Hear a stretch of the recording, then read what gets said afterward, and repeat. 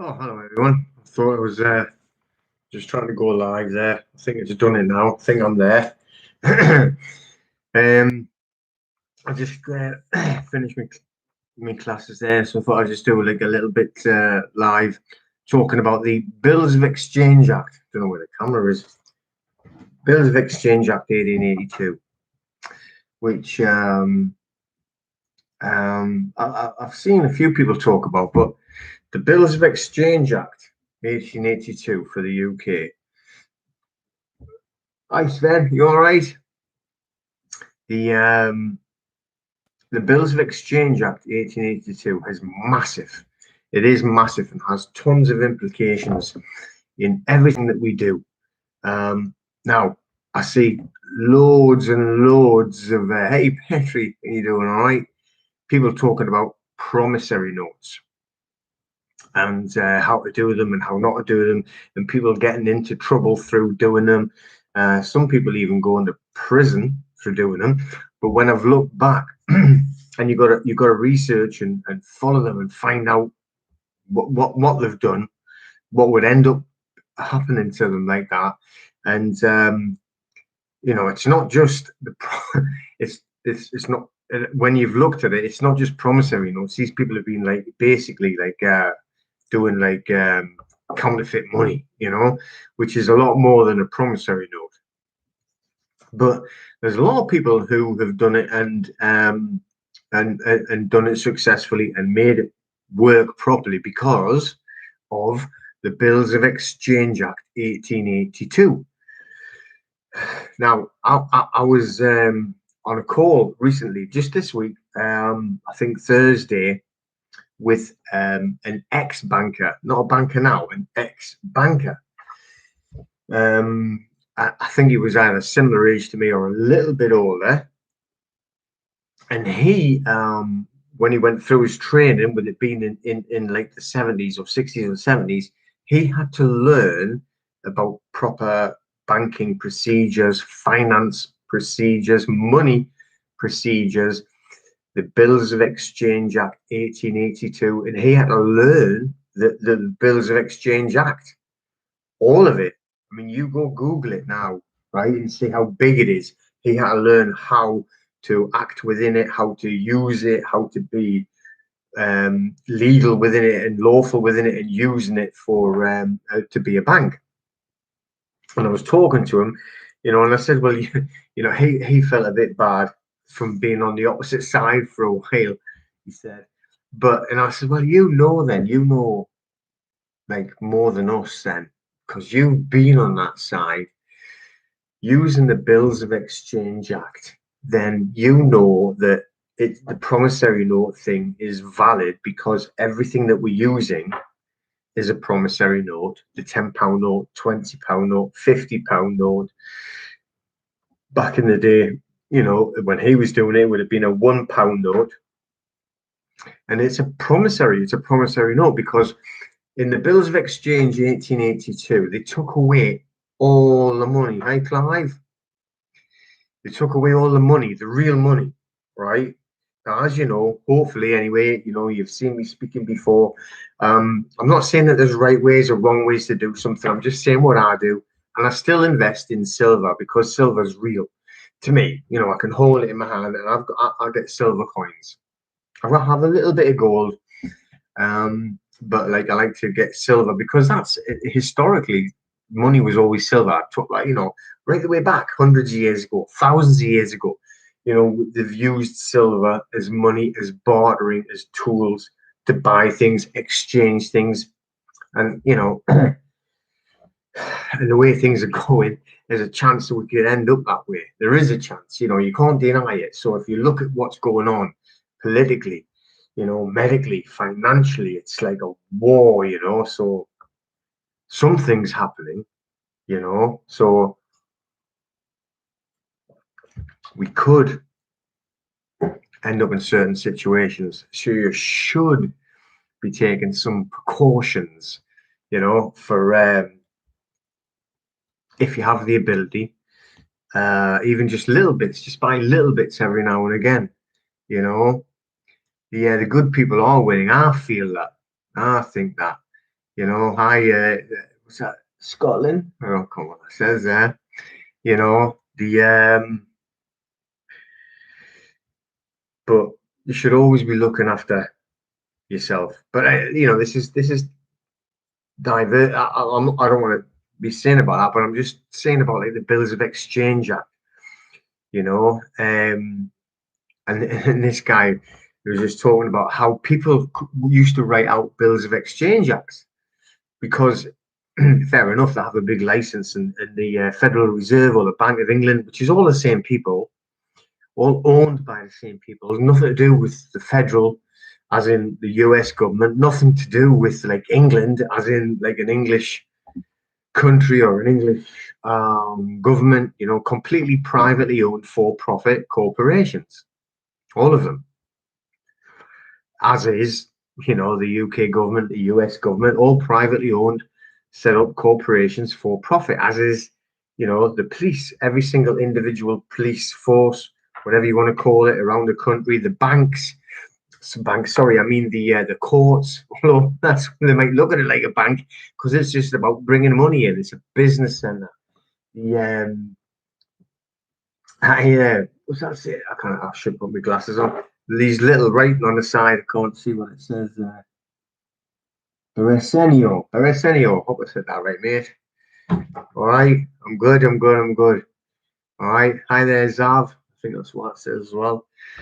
But all private corporations, for profit private corporations. This is what they are. No matter what anyone says. So this guy was talking about like how he had seen these promissory notes written in all sorts of things, like written on the back of receipts, written a promissory note on the back of receipts. And this is true. This is what he said. One time, this guy, I don't know why, he didn't say exactly why, he wrote a promissory note on the side of a cow. And then he took the cow to the bank. I don't know where this was, by the way, but hi, Scott. But he took wrote it out and he took it to the bank, and they had to honor it because it was correctly written. And this is what he said. And I was saying, was so correctly written. As long as it is correctly written, legally or lawfully written as is described in the 1882 Bills of Exchange Act, then it has to be accepted as cash, as money. And he's seen all sorts of things that were accepted by the bank as a promissory note because it was written correctly, the correct words in the correct places, done outright. Okay. Now I was helping him. I was doing stuff for him at the time, so I was doing my little bit. So I couldn't turn around and stop doing what I was doing and tell me about the promissory note. Do you know what I mean? But I am gonna after, I mean, so I'm gonna do that, and I have some a course that I've just found, and I'm gonna do this course and look at this promissory note thing. But I want to speak to this guy as well, who has worked in it and was doing the Bills of Exchange Act when you had to know it back in the day, a long time ago now. He was kind of went into banking when I went into the Royal Navy. So he had to learn all of this Bills of Exchange Act 1882 and had to find out all about the promissory notes and what you were allowed to accept and what not. And he was in the bank. He says now they don't teach them anything now. All right, in banks, nothing. It's just all about customer service, as in, when they come in, are the lights correct? Is it looking tidy and neat? Bring them in, get them serviced, and get them out quick so you can get the next one in. Nothing about what to actually do about banking or real banking. All about in, out, make profit. Lindsay, all right, that's all it was about. Now, that's what it's all about now, where it used to be, about like how to work as a bank. a proper bank. Now, with that, so I was like, I mean, I know a lot about the Bills of Exchange Act. So I went back to the Bills of Exchange Act. I was going through the Bills of Exchange Act after speaking to him and thinking, wow, you know, like I've always stayed away from promissory notes because, you know, I've seen, you know, people end up like literally getting like locked away.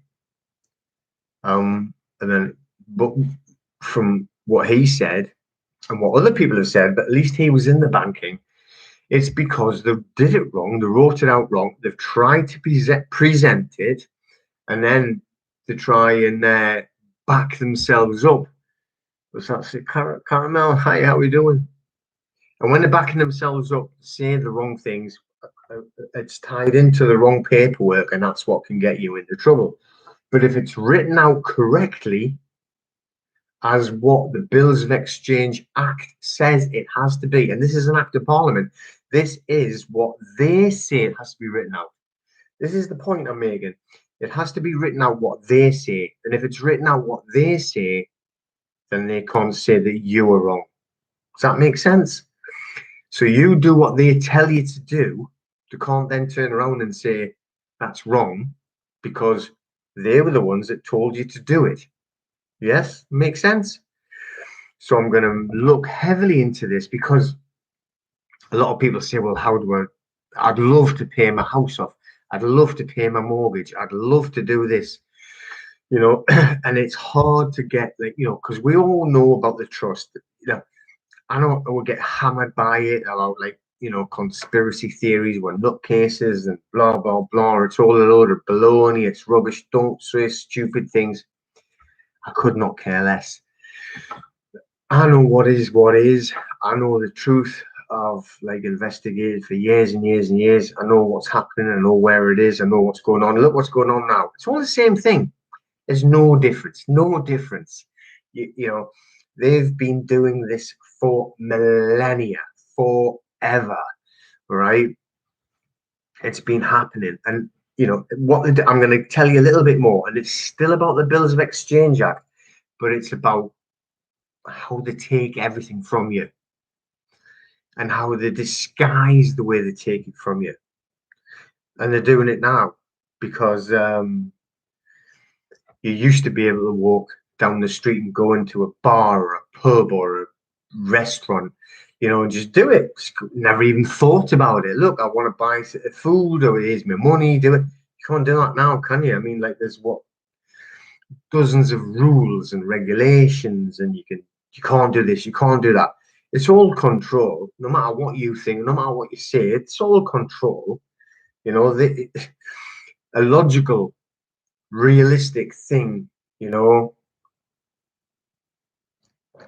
saying, "Oh, I'm gonna go out and I'm gonna buy." In England, right? I'm English. I'm not actually English. I'm Scottish, but I live in England. Um, and you want to go and buy a bag of chips, which is potatoes chopped up. I'm saying this because a lot of Americans as well fried them, and you buy a bag of chips or fish and chips, which I don't eat fish or animals or anything like that. But potatoes, you just go and buy a bag of chips. And when I was a kid, you would actually go in and you buy them, which was about like I can't remember, about 5 pence, and you would get them in newspaper, an old newspaper, literally, you know, and you just eat them in the street, out the newspaper. You can't even do that now. Just up here where we live, on because we live on the coast, we live on the seaside, so fish and chip shops being it by the coast. And they're in a queue going outside, go around the corner and up into the field with this on, and they're all this far apart, waiting to go in. And as soon as there's two people in, you can't go in until someone walks out. Like, I mean, if this is normal to you, you are not normal. And I don't care what you say. If that is normal to you, you are not normal, right? But anyway, like you know, it's going off a little bit, but I'm just saying about how they take things off you. The Bills of Exchange Act is what I'm talking about. The Bills of Exchange Act is tied to this, and I'm going to explain why. All right. but it's about how they took things off from what used to be given to my grandparents anyway, and I can remember because I was there. I'm telling you now, and it's you don't get it now. And I've been dealing with this, Lindsay. I know you're on. You are dealing with it because I've explained a bit about it to you. So we're tackling this subject of utilities. Now, the utilities is what is now gas, all right, water and electricity. when I was when I was a kid in the home, we didn't have gas. Didn't It didn't exist, or did it obviously existed, but like they hadn't piped it up yet. You know, found it, discovered it, whatever you want to call it. You know, didn't have it. We didn't have central heating. Didn't have radiators. You know, it's in the 60s. Although I started putting them in some of the more modern houses, but in the old ones that I was in, they didn't have them. Didn't even have an inside toilet. Had to go outside. Um, but my grandparents had instead of gas, as is this is in the 50s and 60s, right? They used to get coal, okay, coal, and they have everyone had coal fires, and the coal fires would um, well, they used to heat the water up on the fire, and then a couple of people that were like had more money got boilers that was tied into it. But this we didn't. This is all a new thing. Well, what you know, everyone just goes and switches on the gas, and they've got a shower and they've got hot water, and it's like um, even when I was a kid, it wasn't like that. Yeah, it's like they did. I remember them installing the toilet inside, and I remember them. Later, we moved to a brand new house. I think it was 1969, about 1969, 1968, 69. It was brand new, literally built. So we moved in, and it had this brand new top of the range, well, not top of the range, just new fangled thing. It was called a central heating system. You still had your coal fire, but it had a boiler, and the coal fire would heat the water in the boiler somehow, don't know how, and then the boiler would send the hot water to the radiator. This has never been heard of before, right? Where when before in the house, everything in our house it was an old butcher shop. It was all everything was freezing. In the middle of August, it was freezing. The toilet was outside till they got built one inside. And you imagine the room. Look at this room now. This is the window, there's the wall. But imagine that's not a window, just a wall. And then further down is a wall. They built the toilet here, not on the wall, not on that back wall, in the middle. And I was like, it's like, because the toilet was outside, it was in the yard, had no garden, nothing, just no front yard whatsoever. It was a main road, and at the back, it was an old butcher shop. Because, like, my parents, male parent was a butcher, and so like this was an old butcher shop. Moved up, went in, and they moved the butcher shop into a huge, bigger building. The co-op, if you're from England, it was an old co-op. You still get them, but it used to be a real co-op, massive thing. And they'd moved the butcher shop into this building, so the old butcher shop was empty, and they said, "Oh, you can go and live in it." So it was not a house. It was horrible, but anyway. And they built the toilet in the middle, and I was like, oh, I don't know. The one outside, fair enough, it was in the yard and it was freezing. You had to crack the ice, in the winter so you could do the stuff in it. But it was against a wall, and it was in a little square, so you felt safe. I remember I was only like 5 or 6, and I'm sitting in this room, and it was like I'm looking around me like, who's creeping up behind me. But anyway, I know that's just funny. But I'm saying just, back in the day, talking about the Bills of Exchange Act, and it has got relevance. You might think I'm going off and I'm crazy, but the relevance is on the Bills of Exchange Act. It took in 1882 is when they took away all the money for the UK, and it spread across to the US, the United States. And that was, and then it sort of like went forward and forward and forward, because what they've done is they got rid of the gold standard in 1931 in the United Kingdom, which went over to the US in 1933. They got rid of the gold standard in the US, and the gold standard was when they would back up a dollar or a pound with gold, real gold. Nixon, I think it was, in the United States. No, it wasn't. It was Roosevelt, wasn't it? Anyway, whatever it was.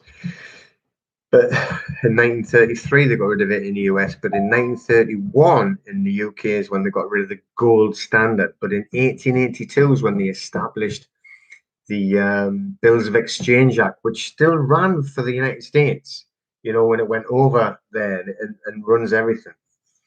And what they did is they got rid of everything of value, right? And that is when they made you collateral to the central banks. I don't know if you've heard me talk about before, but about 1815, which was the Napoleonic Wars, when they had the Battle of Waterloo, and everyone thought that Napoleon was going to win. And the Rothschild family had their spies at Waterloo, who had the fastest horses, the best relay system to take it back to London. And when they got back to London, they pretended that Napoleon had won the war, won that battle, which won the war. And they started to sell all of their stocks and shares and everything, the Rothschild family in London, which was London, still is, but no matter what you say, it still is the financial and legal, like London city of London, financial and legal center of the whole world. So anyway, he was selling all of his stocks and shares and all of the businesses and companies and everything on the stock exchange, so that everyone else started copying, sell, and the prices, which went down, down. And then as soon as it was rock bottom, and there was nothing of value, he went in and he bought everything. And bankrupted the United Kingdom. Well, it wasn't called that then. It would have just been Bank of England, whatever it was. But got involved, and he owned then the royal family. Or got to remember, I mean, you might think of the name of Rothschild as powerful and everything like that, but there's people behind them as well that are far more powerful. You've heard me hopefully talk about, like, the black nobility, the bloodline. Some people say that it's all gone. I have zero proof of any of that. I don't believe any of that. And there's too many different stories about it. It happened one year, the next year, the other year, so anyway, so that's what he did. And this is all about the Bills of Exchange Act and all going in. So then what they've done with the Bills of Exchange Act is they had sort of like basically said, this is going to be now, instead of gold and silver, it's going to be promissory notes. Okay, so that's why they're using promissory notes, and they've took everything away from you, basically finance, silver, gold. But to replace that, they're going to allow you to have a share in the natural resources of the country you're living in. So at the time, they're talking about like England, because we were talking about the Battle of Waterloo, which gone on, took that all away. So you're talking about England, and it's obviously the Bills of Exchange Act 1882 was done by the Houses of Parliament, Parliament being England. So they took away all the value that you had. Money, silver, gold was gone for you. You not allowed. And this is nothing. This is another thing which I don't want to talk about now. But before that, we'll talk about the Seta KV Act of 1666. Which is one thing. But there's a Henry VIII did his own one as well, where he took everything off everyone because he was pissed off with the Pope and Rome and everything. So he wanted more money, and he just stripped everything off everyone. But anyway, back to this, what I'm talking about. So what they said was, we'll give you share in the resources of the country, and we keep all the wealth, and there's no money. You can't exchange like money for facilities, but you've got your resources for free. What is the resources? The resources, right? Then, back then, in the 1800s, 1900s, was water, obviously, but it was coal, right? And electricity, which was getting made by coal. Didn't have gas, There's a house up here in Northumberland, not far, I don't know, maybe half an hour from here, and I'm sure it was the first house in England to ever have gas. And it's a massive engineer. Armstrong was one of them anyway, who owned it. He was the one that made all the tanks. He used to make the tanks for all the wars on the River Tyne in Newcastle, just about 15 minutes that way. Vickers and Armstrong, but Armstrong was the one who did it, and he used to also own Bamborough Castle, which is about 40 minutes that way. And the other one with the first electricity house was about like 20 minutes that way. And the gas and electricity, and it's all done as well at this house still now, through the water. Runs down at what do you call it, a little waterfall, and there's a wheel at the bottom, spins like that, and they create electricity to run the house even now. But anyway, so you were allowed to have this the share of the resources, which was coal. So I can remember, like, all my grandparents there used to get coal like every week, and it was all free. They didn't pay for anything. You used to have a wagon come around, right? No gas, like that, nothing like that. And they would bring the coal, and it would get tipped outside, and you've probably seen it on films. And they used to have lots of little young kids on the wagons, and they would like fill the bags up, and then the men would come and get the bags on the shoulder and tip it, and they would have like a coal house, which is like a little building at the back of your house, and they would pour it through a hole. I used to have one, not me, but like my parents used to have one, and they would pour it into the hole, and it would be like, and then you would go out with a shovel, and you would put it in it was called a scuttle, coal scuttle. You'd put it in a scuttle, take it in the house, and then you'd put the blocks of coal on the fire, and that's what would heat the house. When it didn't heat the house, it heated the room, make the water and blah blah blah. But then as things progressed, then it would heat the house, and then it would make the water, and then it got converted, I think, to stuff like coke instead of coal. But it was all the same thing, came from coal anyway. And it was all free because it was a resource of the country. So they had swapped your sweat equity for the resources. So you were allowed the resources that you were getting for free because you had given up all the sweat equity by you were now the collateral for the loans to the central banks, that the government had used you, the flesh and blood person, as collateral for the loans. So you were allowed the resources of the country for free. All right, that's the way it was. That was the deal that was set up.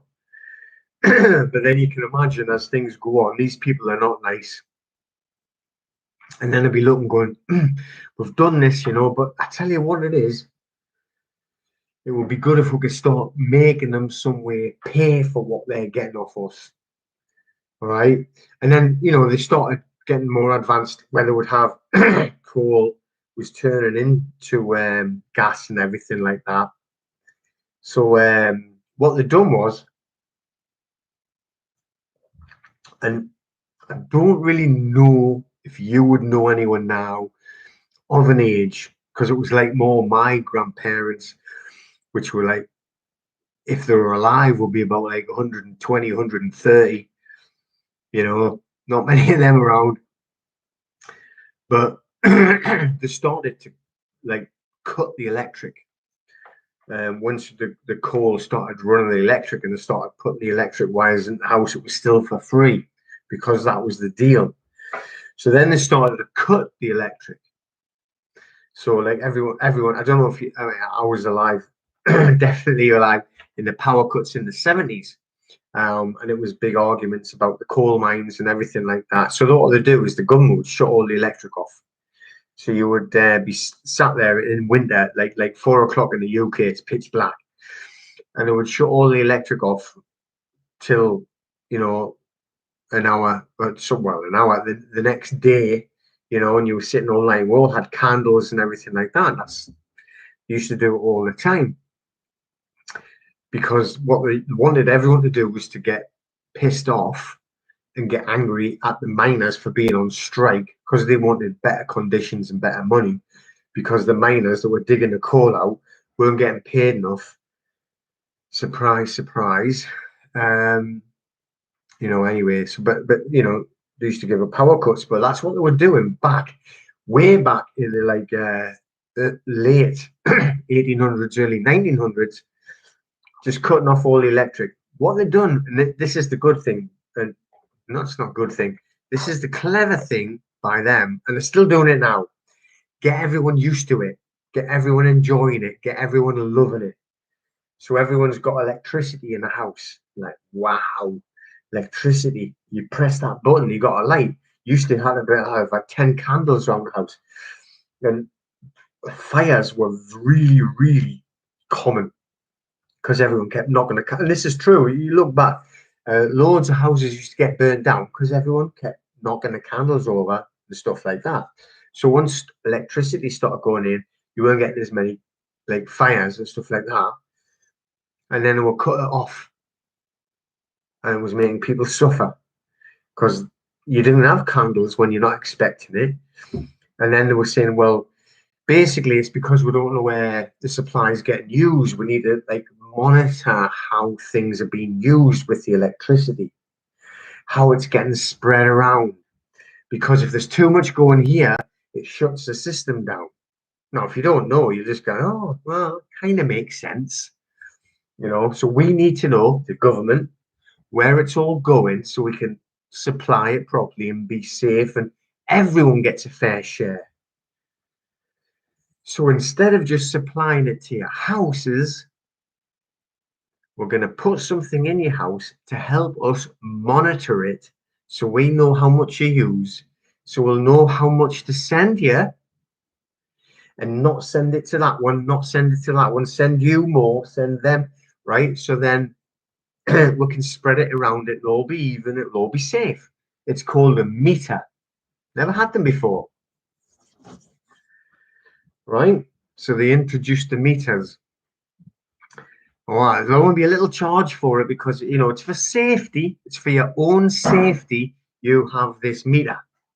And then the meter will watch and be careful and look after what you're using, but it'll also like help everyone else because it'll spread them. So you're looking after everyone as well. By you using the meter, you're helping you, you're being safe for you. We're helping you for your own safety, but you're also helping your neighbors and everyone else.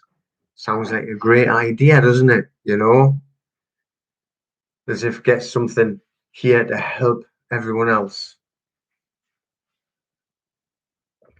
And there's just a little charge just to make everything happen smoothly. But now, right now, all this time later, these meters now run everything, right? And just like little bit by little bit by little bit till now, you don't even know you shouldn't have a meter. You don't even know that it was free. You don't even know, right, that you're not paying for the actual gas, electricity, or anything like that because it doesn't work that way. all you're doing is paying for the rental of the meter. All you're doing is paying for the clicks, click, click, click, click. That's what you're paying for. You're not paying for what you use. You're paying for what goes on in the meter. And who you're paying it to? The person who put the meter in. They don't pay for electricity. They don't pay for gas. They don't pay for usage. You're paying them because that meter's in your house. Boom, boom, boom, boom. And this is all to do with the bills of exchange. This is what happened. This is why this was created. This is how this actually turned about like this now, right? Through the Bills of Exchange Act 1882, which has still got to do with the promissory notes, which has still got to do with the banking system, right? Which is still all owned by that huge banking conglomerate, the scumbags, Mr. Scammy, right? Which is like in charge of the Rothschild family. The Rothschild family are like nothing compared to these people that tell them what to do. And the Rothschilds tell the royal families what to do. This is how high up that we're talking about, you know. But this is where we're at. So what we need to do is we need to stop paying for what is already ours, because you own the gas, you own the electricity. You were given it, and your great grandparents were given it through like the sweat equity that they stole, and you owed it. You owed it. You own it. We all jointly own it, no matter what country you're in. UK, US, Australia, New Zealand. We own it, and they're stealing it, and they're making you pay for it. And then when you don't pay, they make you suffer. And then there's so many different things about like meters and stuff like that. The smart meters they're trying to put in now is going to see the bills soar to ridiculous levels. All right, and this is all to do with who's at the charge. They don't charge me because I'm alive. I'm a living man. They charge him here, who's the straw man. Yeah. Okay, so it's still the same subject, you know. It might be like as if it's going round in circles, but it's still about, you know, the legal fiction. So, you know, the you can't just turn around and say, "Well, I'm gonna." Peter said this, right? So I'm gonna ring up, you know, Bob from the gas, and I'm gonna cancel that. I'm gonna ring Jimmy from the electric. I'm gonna cancel that. You can't do that, because if you haven't got yourself backed up properly and you don't know who you are, then you're going to end up in trouble anyway. And I'm not telling anyone to get in trouble. I'm not telling anyone to do anything daft. You have to do things right, or it won't work, and you will end up getting into grief and hassle and everything like that, you know. So you have to do things in a certain way, and you have to do it right. And there is ways to do it, right? Now, I'm not going to tell anyone how to do things like that, because, you know, you'll blame me for anything. And someone will do it wrong and then blame me, and they do. They do. All right. So, but like, I'll probably I've got no links or anything like that in this because it's live or anything like that. But you know, I will do it, and I'll put a link in, and I'll do it. What would you do? Like a report or something like that? Or I don't know, another video, link to the video or a report that'll say what to do, what the steps to take. I've been running through it. Lindsay's on tonight. I've been doing a little like sort of like thing with Lindsay, like to tell her what to do, and she's been doing it, and I've been like doing it before her, sort of like trying to like get it right. And it's all 100% legal, because if you own it, why should you be paying for it? You know, it's the meters that you're paying for, not the gas. And then people say, oh yeah, everyone should share on the cost of the gas, because if you don't pay, my bill will go up. Bullshit, man. It's there. It was given to you by God. They're just supplying it. It's like, you know, it's owned. All of your money, your Settler KV trust is paid for everything anyway. All of the infrastructure and everything like that is all sorted and paid for anyway. So just because you've woken up and then said, well, I'm not going to pay anymore, will not affect anyone else's prices or anyone else's bills. The only people who affect the bills is the people that are up there that want to ruin everyone's happiness and everyone's life. Okay, do things to them, and all of that kind of rubbish. And then also not only do all that to you, but make you pay for it as well. All right. So anyway, if there's any members on here, I'll be seeing you tomorrow night, which will be Saturday. We're going to be doing the webinar. We're going to be some live training in the membership. If you want to get in the membership, do it. We'll go live training at least twice a month, or every 2 weeks, I should say. Literally the same type of thing. Go over different types of things. We've done a lot of A for V, accept for value, as in how you can also pay for things, because through the Bills of Exchange Act, which is where it all comes from, all right? But also, you know, like on how to do forms, if you want to do. A lot of people, like, because I've got people to send off a lot of forms to evidence yourself as you're alive. And that's the set of KV trust. You have to tell them you're alive, you know. That's what it means. If you don't tell them that you're alive, you don't deserve anything. So once you've told them you're alive, you're allowed things, or, you know what I mean? So I'm like, oh, well, you know, let him have his land and he's alive. I was going to steal it off him because I thought he was dead at sea. You know, he'd been lost, you know, went off to fight Napoleon and never came back. Went off to the Crusades and never came back. That's what it was all about. But anyway, we'll do it's going to be on tomorrow, the webinar. And we're going to, what was it we're doing again tomorrow? Oh, the liens, commercial liens, how to put a lien on a person or a company that are doing you wrong. It's called the law of tort, T-O-R-T, the law of tort. And we're going to go over that, as well as cover a little bit about the accept for value that we've been doing for a couple of weeks. Okay. So if you are on and you're doing the webinar tomorrow, I look forward to it. See you tomorrow. And, you know, if not, and take care, everyone. Hope you've enjoyed that little bit of information. Find out a little bit more about the Bills of Exchange Act. You do some research and go on and find the Bills of Exchange Act 1882, all right?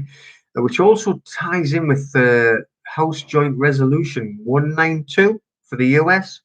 House Joint Resolution 192. Pretty sure that's the same, or at least linked to it because of that, which was in 1933.